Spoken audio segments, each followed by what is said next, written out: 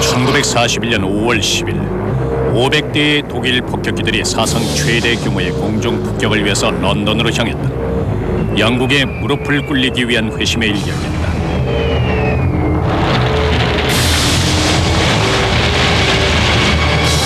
같은 날 저녁 또 한 대의 비행기가 아우스부르크를 이륙해서 같은 방향으로 비행하고 있었다. 그 조종사는 자신의 소신대로 충성을 다하려고 했으나 오히려 체포되고 말았다. 그는 오늘날에도 여전히 신나치주의자들의 우상이다. 그들의 열기는 식을 줄 모른다.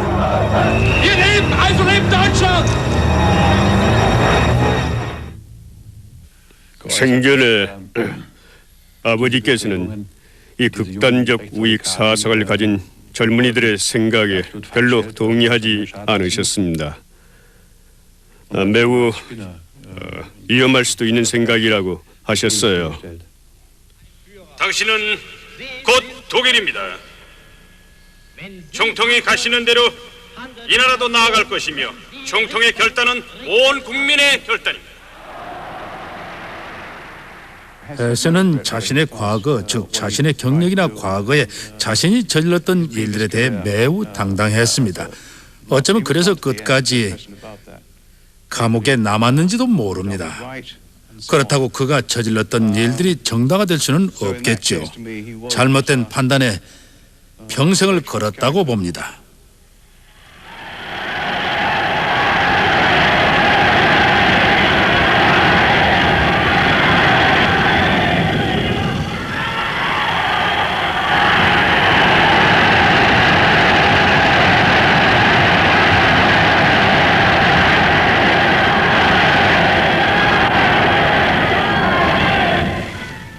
히틀러의 많은 추종자들 중에서도 그는 단연코 으뜸이었다. 그분은 때로 아주 괴짜 같으면서도 낭만적인 일면이 있었습니다. 가끔 동양의학에 심취해서 우리에게 얘기를 해주기도 했었습니다. 우리 당의 총수 히틀러십니다.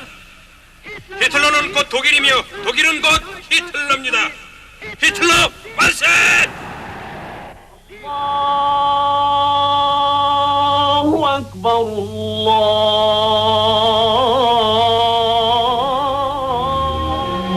헤스는 이집트의 알렉산드리아에서 태어났다. 타국에 있었으나 그는 주문에 홀린 사람처럼 독일을 향했다.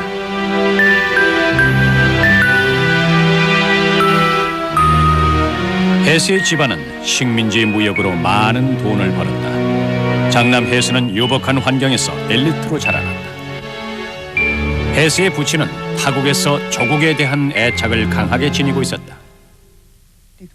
헤스 가족은 열렬한 게르만 민족주의자였어요. 루돌프 헤스 아버지의 사무실에는 커다란 그림이 걸려 있었는데 그건 바로 비렐름 대제의 조상화였죠. 또 생일날에는 한 잔의 와인을 들고서는 황제의 건강을 위해서 건배를 하곤 했지요. 헤스의 가족은 매년 여름이면 한적한 이곳 피히텔 산속에서 그들만의 오붓한 여름을 보내곤 했다. 그의 유년기는 편안했다. 루돌프의 아버지는 그를 황태자처럼 여겼다. 그는 기숙학교에 다녔다. 가족들은 그가 사업가가 되기를 원했다. 루돌프의 의견은 물어볼 필요가 없었다. 루돌프는 자기가 원하는 길을 갔어요. 처음 얼마 동안은 사업가의 훈련을 받기도 했었죠. 그런데 장남 헤스가 다른 길을 선택해서 아버님이 섭섭해하셨어요. 그는 이렇게 전쟁터로 나갔다. 1914년 8월 독일 국민들은 위대한 제국을 건설한다는 헛된 망상에 들떠 있었다.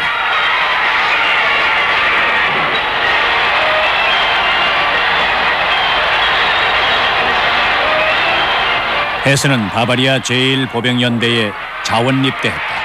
한성식은 승리를 확신하는 군중들로 흥분의 도가니였다. 그들은 서부 전선으로 향했다.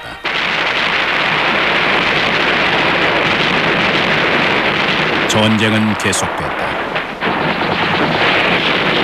전쟁터는 젊은 장교 해세에게 강한 인상을 남겼다. 군대의 명령체계 속에서 그는 오히려 편안함을 느꼈다. 그는 부모에게 득이양양하게 편지를 보냈다. 불타고 있는 저 도시들이 제게는 아름답게만 보입니다. 전쟁이란 정말. 전투 도중 심한 부상을 입었지만 그의 열정은 식을 줄 몰랐다. 부상에서 회복되자마자 해스는 새로운 정예부대인 항공대에 자원했다. 그러나 전공을 올리기엔 조금 늦었다. 해스가 훈련을 끝마칠 무렵엔 전쟁이 거의 끝나가고 있었다.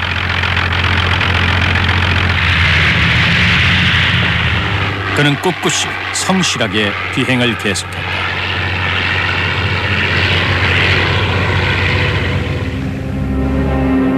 최전방에서 싸운 병사의 특권으로 해수는 대학에 들어갈 수 있었다. 뮌헨 대학에서 그는 다소 과격한 생각을 가진 사람들을 사귀게 된다. 지정학을 가르치던 하우스호퍼 장군은 동방을 향해 삶의 터전을 확장시켜야 한다고 주장했다. 그러나 이러한 광기는 아직은 시기상조였다. 1918년 11월 소규모 뮌헨 반란 사건을 통해 독일 패전의 이유를 알게 된 해스는 곧 전쟁의 속죄양을 찾아냈다. 학생 신분의 해스는 반혁명 모임에 참여했다. 담배 연기 가득한 뮌헨의 지하 주점을 드나들면서 그는 앞으로의 인생에 크나큰 영향을 미칠 한 인물을 만나게 된다. 역경을 극복하며 지켜온 이 나라는 이제 새 독일 제국의 건설을 기다립니다. 강력하고 위대한 나라, 정의롭고 영광된 독일 제국을 기다립니다. 독일 제국 만세! 1920년 저희 아버지께서 전쟁 포로 수용소에서 석방되시던 날, 루돌프는 제 동생들을 데리고 공놀이를 하고 있었지요. 그때 헤스의 어머니께서 우리에게 말했죠. 저분이 연설하는 것 좀 봐라. 정말 너무 멋지지 않니? 라고 말이에요. 아돌프 히틀러, 헤스의 인생을 송두리째 바꿔놓은 장본인이다.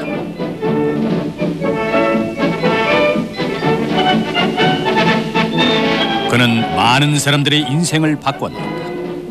1920년 헤스는 민중 지도자 모임의 회원으로 가입한다. 그리고 학생들을 모집해서 나치스 돌격대를 구성했다. 헤스는 언변이 좋았다. 히틀러가 바바리아 지역에서 권력을 잡기 위해 시도했다가 비참하게 실패했던 1923년의 뮌헨 반란 시에도 헤스는 실력을 발휘했다. 반란에서 사망한 사람들을 위한 죽음의 의식은 그 이후 나치 체제의 대표적인 의식으로 자리 잡았고 맨 앞줄에는 언제나 루돌프 헤스가 있었다. 오늘의 영광은 모두 이 사람들 덕분입니다. 이들이 미래의 독일 제국을 위해 목숨을 걸고 희생하지 않았더라면 오늘의 독일 제국은 없었을 것입니다. 그러나 뮌헨 반란의 주동자들은 결국 감옥에 갇히는 신세가 되고 말았다. 란츠베르크 교도소는 다른 감옥과는 좀 달랐어요. 훨씬 편안한 분위기였어요. 방의 중앙에는 테이블이 하나 있었는데 면회자와 서로 마주보고 앉았어요. 교도관은 한쪽 구석에 앉아 꾸벅꾸벅 졸고 있었고요. 저는 그냥 가까운 곳에 앉아서 그들을 지켜보았습니다. 이렇게 호사스러운 수감 기간 동안 히틀러는 같이 수감된 헤스를 자신의 비서로 지명했다. 이제 히틀러를 위한 인생이 본격적으로 시작된 것이다. 헤스의 도움으로 히틀러는 감옥에서 그의 정치적 자서전인 나의 투쟁을 펴낸다. 헤스는 그의 연인에게 쓴 편지에서 자신이 히틀러에게 좀 더 많이 헌신할 수 있음을 기쁜 마음으로 전하고 있다.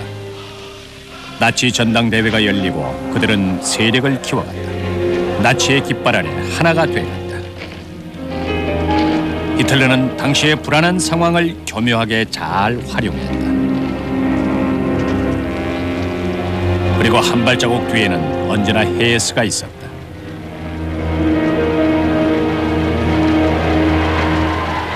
헤스는 유권자들의 표를 얻기 위해서 장거리 선거운동을 펼쳤다.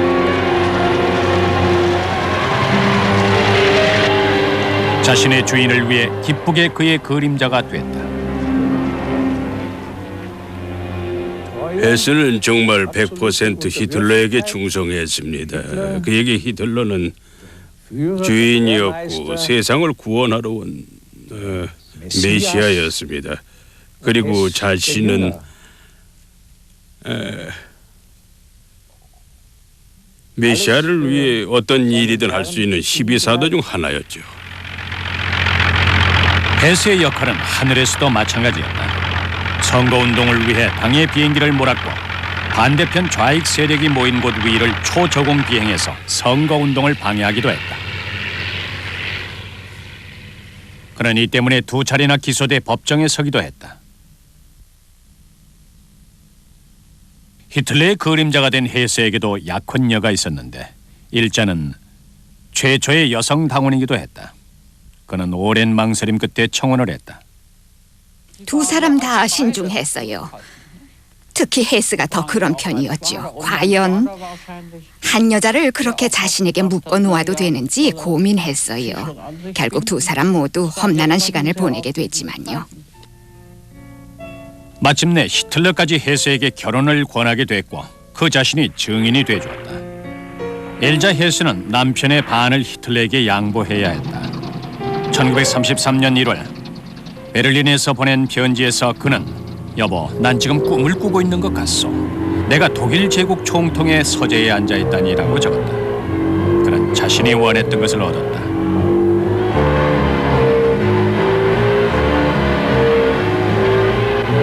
히틀러의 뒤에서 세상의 조명을 함께 받았고 헌신적인 봉사로 인정을 받았다. 마침내 히틀러는 헤스를 나치당의 총통 대리로 지명하게 된다.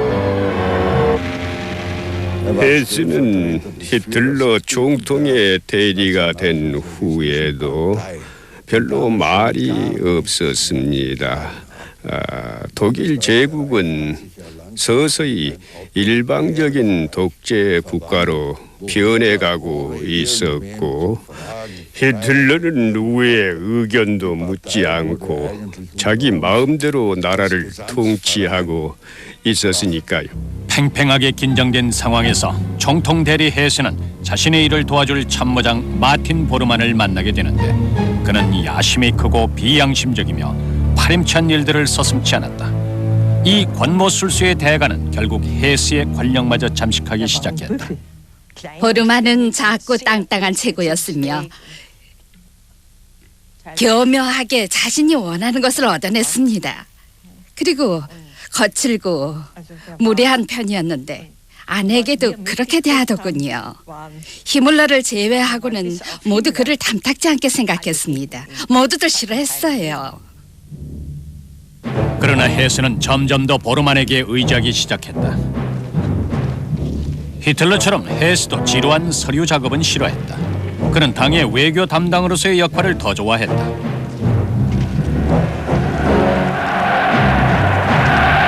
국외에 거주하는 독일인들은 매년 슈투트가르트에서 집회를 가졌다. 헤스에게는 특히 익숙한 집회였다. 그는 열정에 찬 연설을 했다. 우리는 위대한 독일 제국의 국민으로 이 자리에 섰습니다. 우리의 조국은 이제 세계로 뻗어나갈 것입니다. 아돌프 히틀러 총통이 함께하는 한 독일 제국은 영원할 것입니다. 헤스는 당을 위한 연사로서의 역할을 아주 좋아했다. 우리 히틀러 총통께 맹세합니다.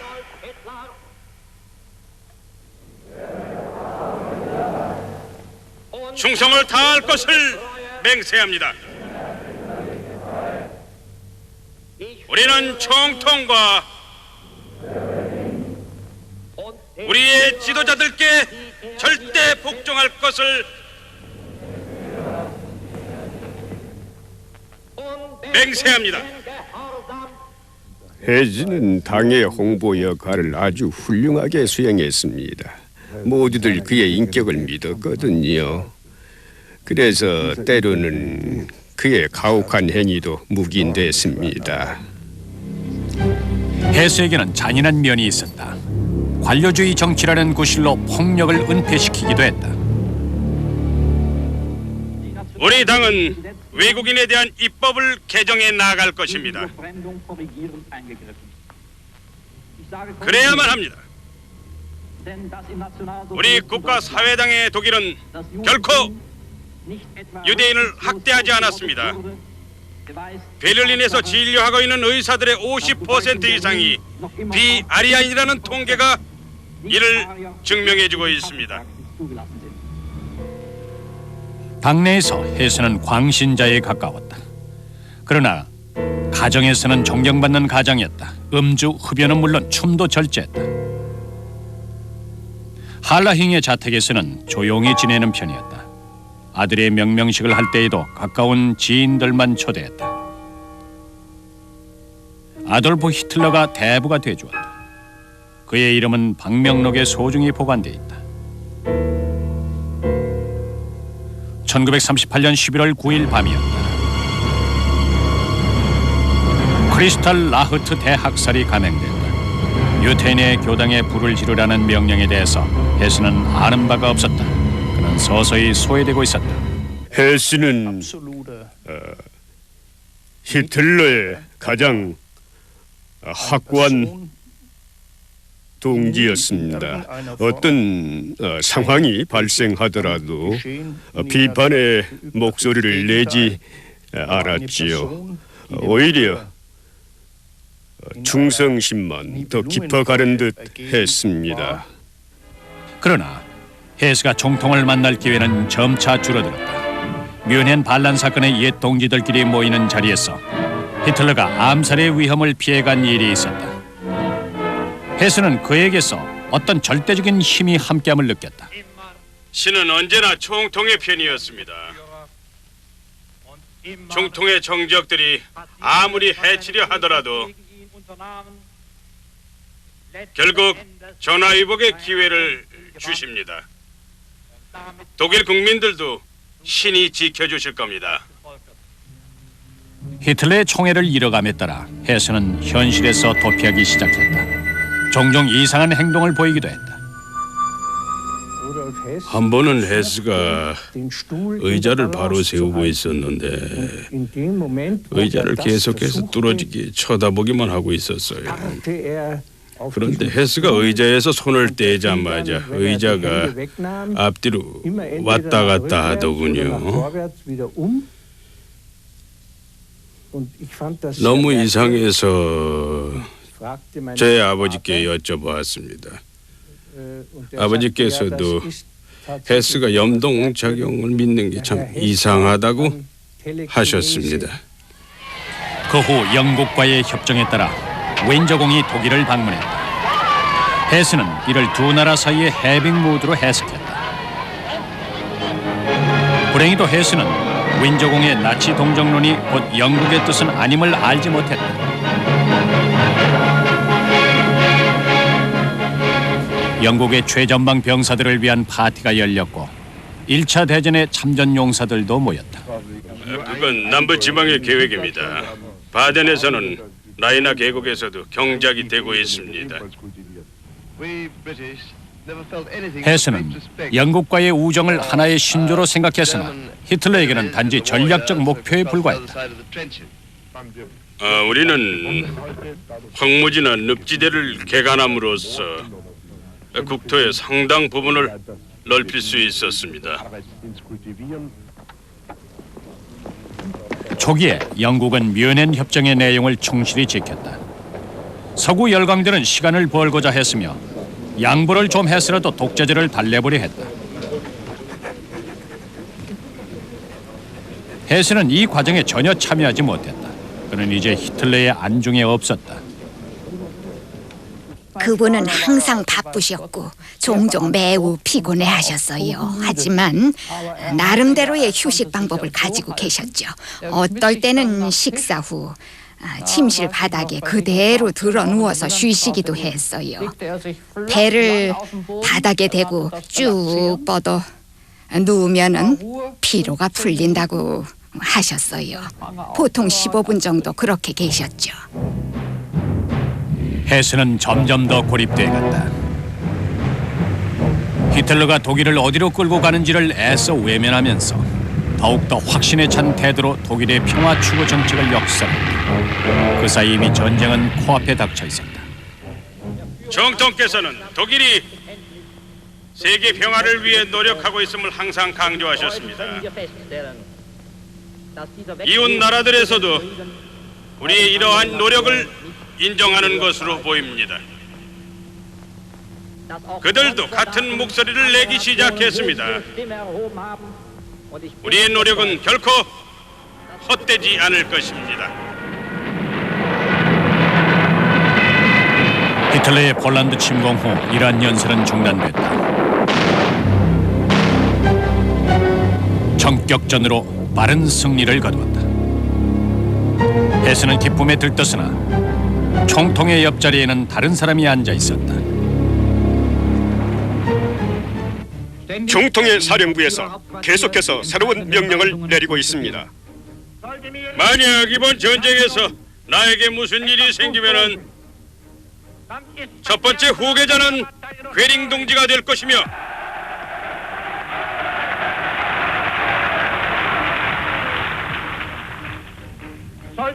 다음 후계자는 헤스 동지가 될 것이다.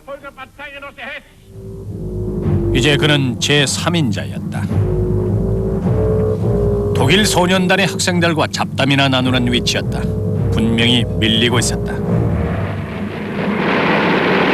히틀러가 프랑스를 침공했을 때 헤스는 뭔가 잘못되고 있음을 느꼈다.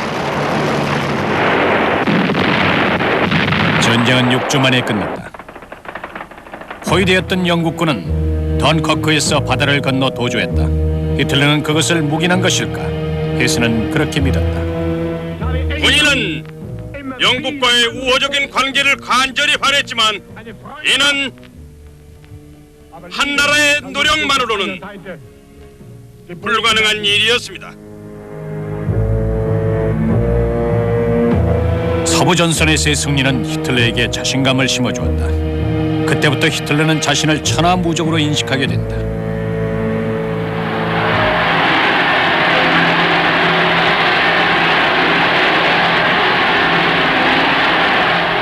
역사상 최고의 사령관. 이제 그는 더 이상 보좌관이나 주위 사람들의 충고를 듣지 않았다. 그러는 사이 헤스는 점성술을 배우게 됐다.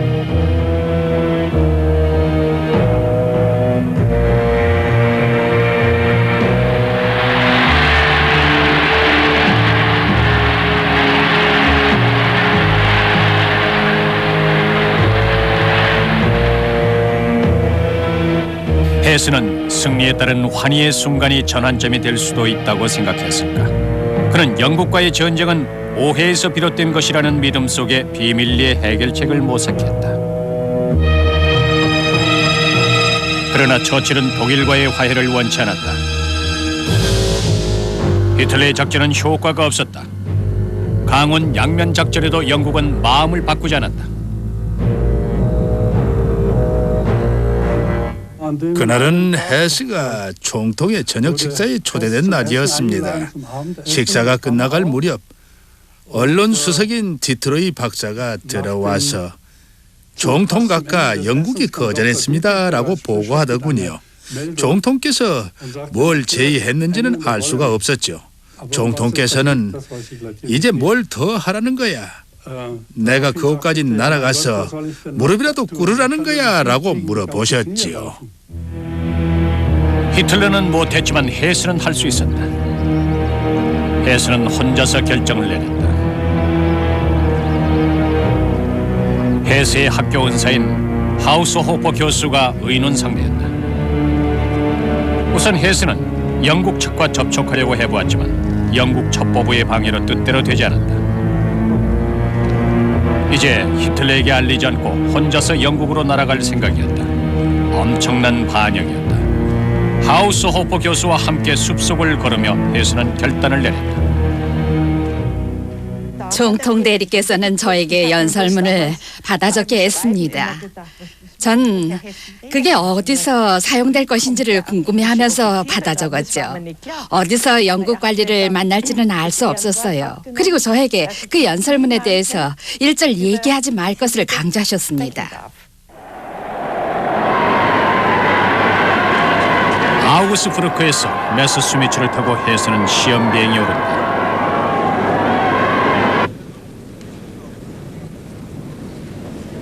(1941년 5월 1일) 그는 여기서 생애 마지막이 될 연설을 하게 된다. 오늘을 기하여 정통께서는 우리 당의 동지 윌림 메서 슈미트 교수에게 뛰어난 개척자라는 칭호를 수여하셨습니다.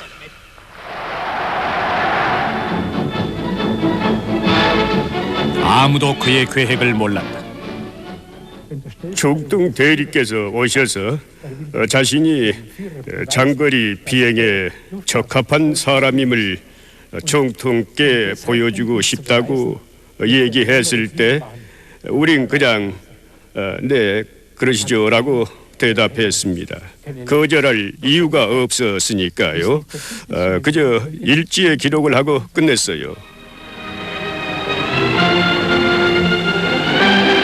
5월 4일 해수는 다시 베를린으로 향했다. 공식 석상의 마지막 모습이었다. 이제 총통께서 남동부 전선에서 우리 육군이 거둔 뛰어난 승리에 대해서 연설을 하시겠습니다. 그리고 처칠 수상과도 협상을 끝내셨습니다. 이 무렵 히틀러는 한 가지 생각뿐이었다. 그것은 바로 러시아 공격이었다. 두 군데의 전선에서 모험을 하고자 했다. 히틀러와 해수는 수상 집무실에서 만난다. 그들의 마지막 대화는 4시간 동안이나 계속됐다. 두 사람의 대화 내용에 대해서 갖가지 추측들이 난무했다. 한 가지 분명한 것은 해수는 자신이 히틀러의 바람대로 행동하고 있는 것으로 믿었다는 것이다. 당시의 정치판은 마치 황야의 무법지대 같았습니다. 유네토나 칼메이 월드 쇠텐드 같은 자들이 설쳐댔지요. 독일을 일으킨 비스마르크의 정신을 더 이상 찾아보기 힘들었습니다. 5월 10일 오후 5시 45분 해수는 아우구스부르크에서 이륙했다. 점성술관은 별들도 도와줄 거라고 예언했다. 그는 만반의 준비가 돼 있었다. 밤 10시 15분 그는 스코틀랜드 해안 위를 날고 있었다. 해밀턴 공작의 시골 농장을 향해 비행을 계속했다. 해수는 1936년에 잠깐 그를 만난 적이 있었고 그가 중재자 역할을 해주기를 바랬다. 그러나 공교롭게도 당시 해밀턴은 스코틀랜드의 대공 방위대장이었다. 해밀턴의 명령에 따라 침입자를 격조시킬 추적기가 이륙했다.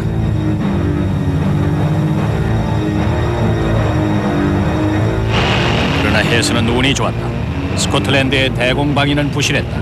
그는 가까스로 추적기들을 피할 수 있었다. 그 당시 우리로선 최선을 다했습니다. 그는 아주 빨리 그리고 멀리 달아났습니다. 그런 걸로 봐 치명적인 상처는 입지 않은 것 같았어요. 해수는 낙하산으로 목표 지점에서 몇 킬로미터쯤 떨어진 지점에 착륙했다. 미지의 공간이었다.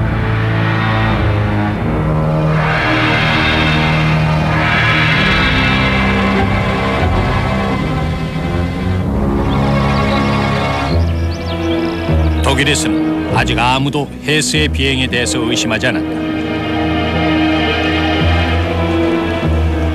해수의 부관이 고별 인사의 편지를 들고 왔을 때 히틀러는 경악을 금치 못했다.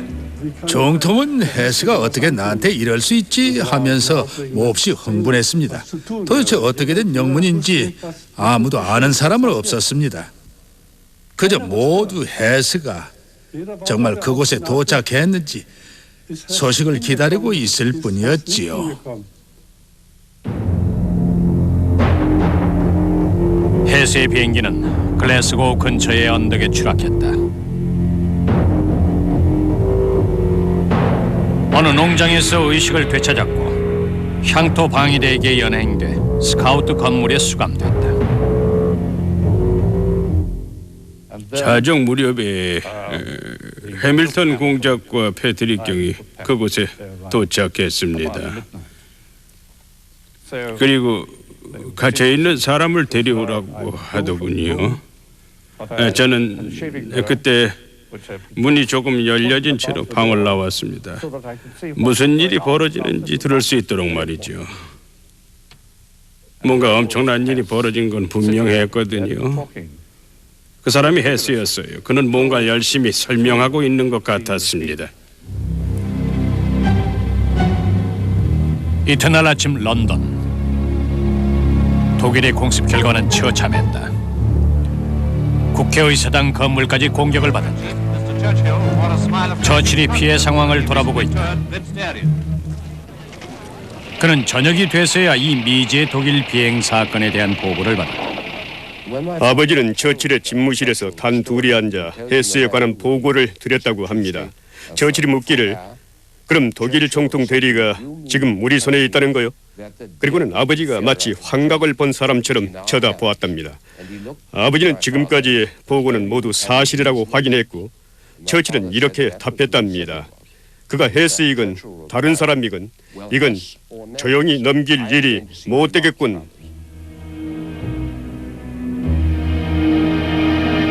독일에서도 사태를 수습하기 바빴다.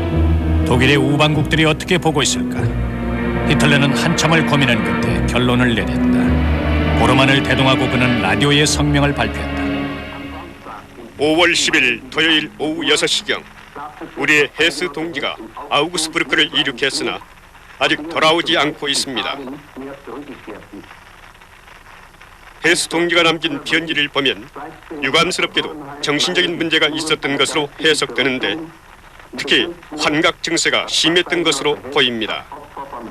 총통께서는 즉시 해수의 부관을 체포하도록 명령했습니다. 그들은 저를 게슈타포에 격리시킨 후에 헤스가 히틀러에게 보낸 편지를 보여주었습니다. 복사본 같았어요. 한 가지 인상 깊었던 대목은 그 편지를 자신의 부관이나 기사 등 가까운 사람에게 보여주지 말라는 부분이었어요. 자신의 행동이 충격을 줄 것이라는 점을 미리 예상했던 것 같았어요. 모두가 해수에게 화를 냈다. 그는 런던 탑에 수감됐다.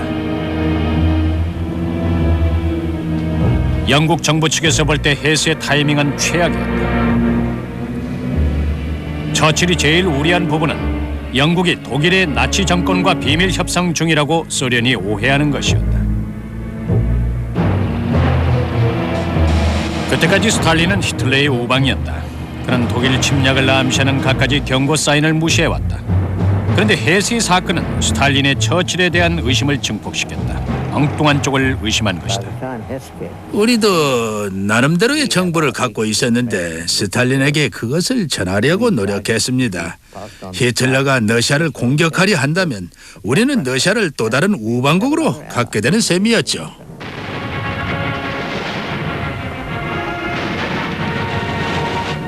소련의 강력한 탱크 사단이 우리를 가로막았지만은 우리의 군대는 가차없이 진군했습니다.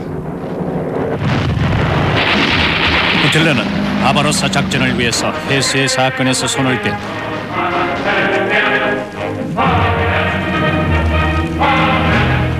히틀러는 마침내 그가 오랜 동안 염원해오던 작전을 개시했다. 동방의 새로운 터전을 얻기 위한 죽음의 전쟁이었다.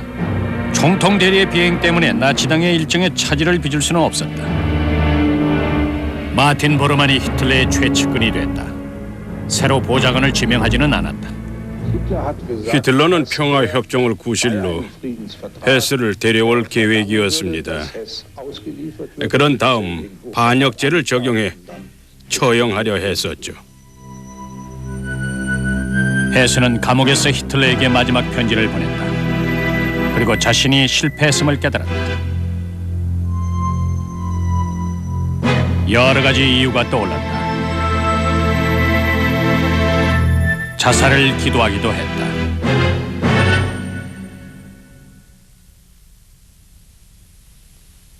(4년) 후 독일에는 폐허만 남았다. 뉘른베르크, 히틀러가 선거운동을 벌였던 바로 그곳에서 히틀러의 추종자들에게 대한 재판이 열렸다.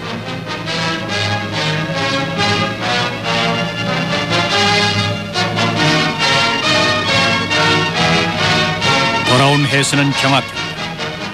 그는 여전히 4년 전의 독일 속에서 알고 있었다. 비고들의 모습은 정말 충격적이었어요. 옛날에 그 당당하던 모습은 사라지고 초라하고 불쌍해 보였습니다. 모두들 말라 있었고 옷차림도 형편없는 상태로 마치 불황자들 무리처럼 의자에 앉아 있더군요. 헤스는 러시아 침공이나 홀로코스트가 있기 전에 이미 영국으로 갔지만 모든 항목에서 기소됐다. 만약 그게 사실이라면은 지금 비고의 재판은 적절치 못합니다. 법정은 그에 대한 재판을 중지해야 합니다.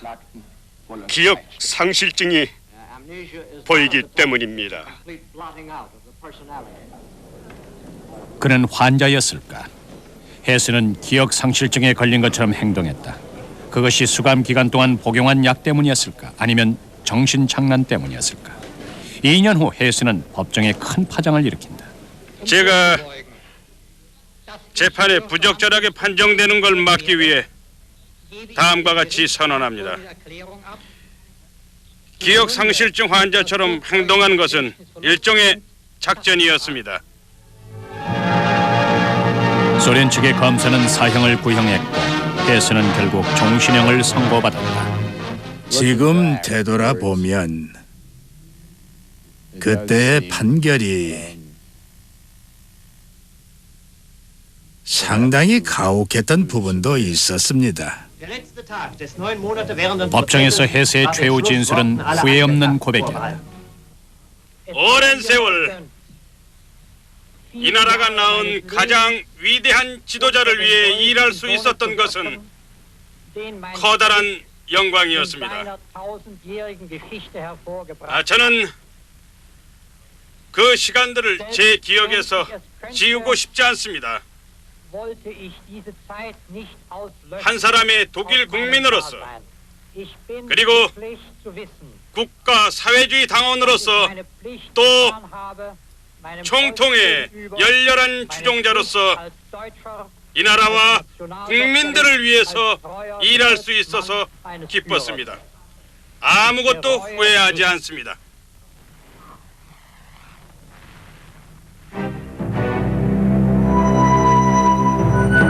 슈판다우 형무소에서 헤스는 점점 더 현실과 담을 쌓기 시작했다. 그의 동료들과도 멀어졌다.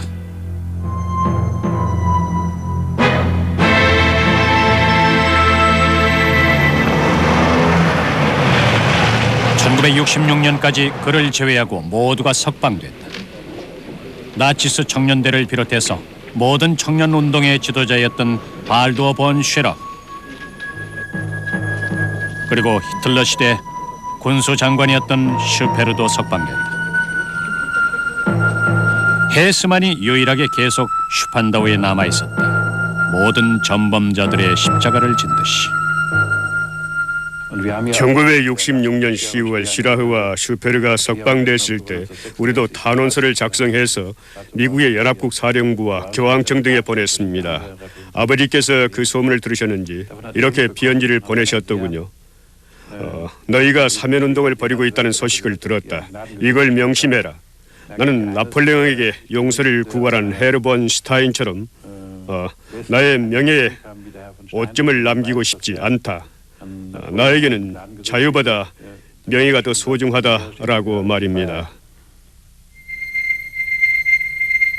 1969년 이후에야 해스는 가족들의 면회를 허용했다. 그는 계속 점성술에 심취해 있었다.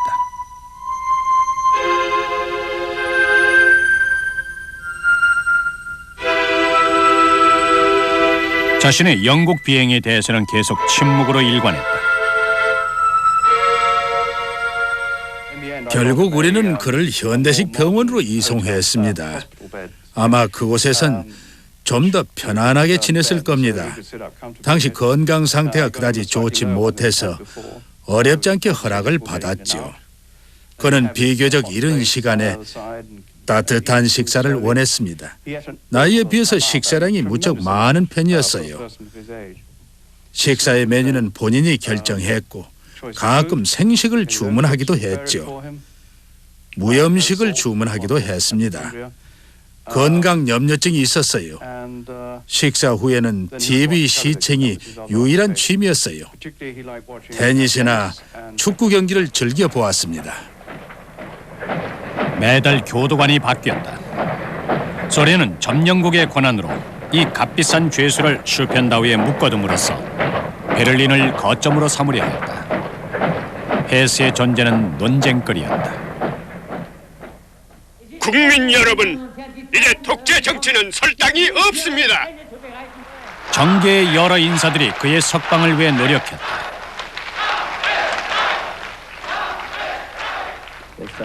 그는 92살의 노인입니다. 이제 더 이상 아무런 희망이 없습니다. 계속 감옥에 묶어둔다고 무엇이 달라지겠습니까? 히틀러 시대가 잔인했다고 한다면 오늘날은 어떤가요? 그러나 해스에게는 자비가 베풀어지지 않았다. 고르바초프 시대까지도 소련은 대화할 의사가 없었다. 이제 93세 노인의 삶에 대한 의지는 사그라들고 있었다. 제가 그를 처음 진찰했을 무렵에 그는 대체로 여러 가지 주문을 하는 편이었습니다. 이렇게 해달라, 저렇게 해달라면서 여러 가지 건강상의 문제를 얘기하더군요. 어디에 통증이 있다든가 소화가 잘 안 된다든가. 그런데 자살하기 2, 3개월 전부터는 불평이 완전히 사라져버렸습니다.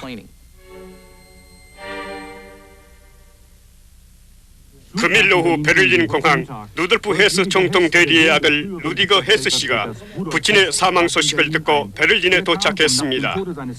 연합국 측과 시신의 양도 문제를 협의할 예정입니다. 가족들은 그가 살해됐다고 믿었고 그 이유도 짐작하고 있었다. 그들이 왜 이제 와서 아버지를 살해했겠냐고요? 제가 말씀드리죠.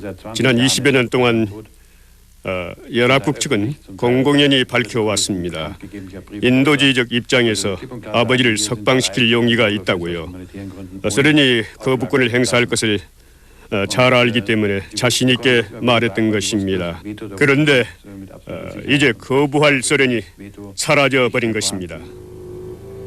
과연 루돌프 헤스는 살해된 것일까? 그는 사망 후에도 우리에게 수수께끼를 던진다. 헤스 본인의 쪽지도 있었다. 나의 죽음을 앞두고 내가 사랑하는 모두에게 이 글을 남긴다. 그동안 나에게 베풀어준 사랑에 감사한다. 가족들은 그 쪽지가 가짜라고 했다.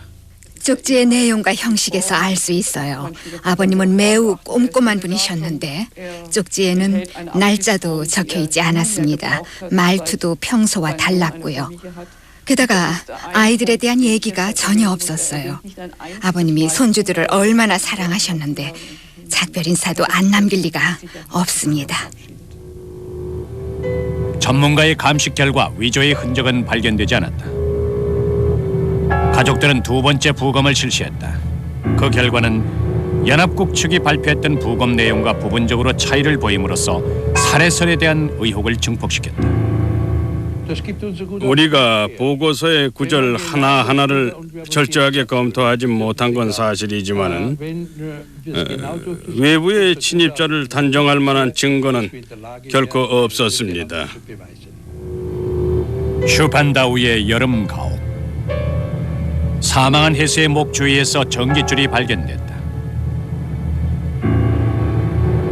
용의자를 본 사람도 있었다.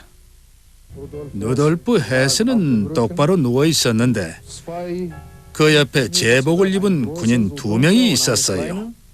한 사람은 키가 컸고 한 사람은 키가 매우 작았어요.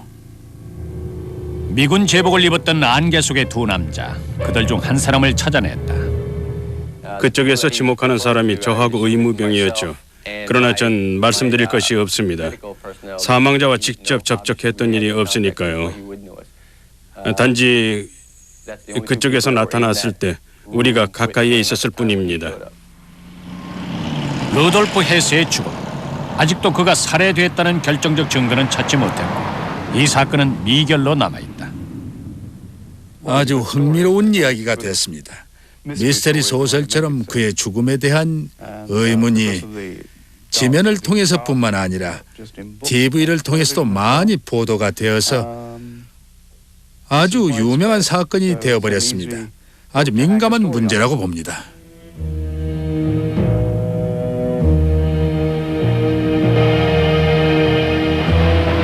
헤스의 마지막 비행. 우익 과격파들이 묘지를 포위하는 바람에 장례식이 얼마간 늦춰지기도 했다.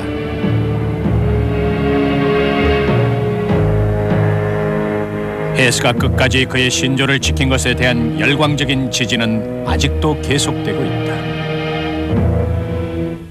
다시 태어난다 해도 나는 또다시 같은 길을 갈 것이다. 결코 후회는 없다.